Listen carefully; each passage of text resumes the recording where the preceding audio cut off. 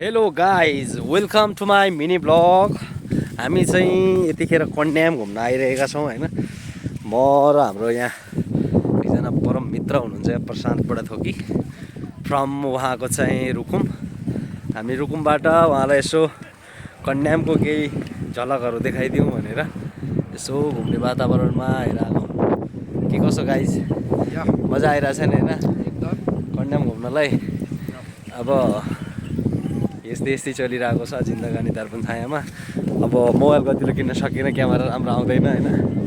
गरिब छु, दुखी छु, त्यसैले यस्तै छ कन्यामको भ्यूहरू पनि।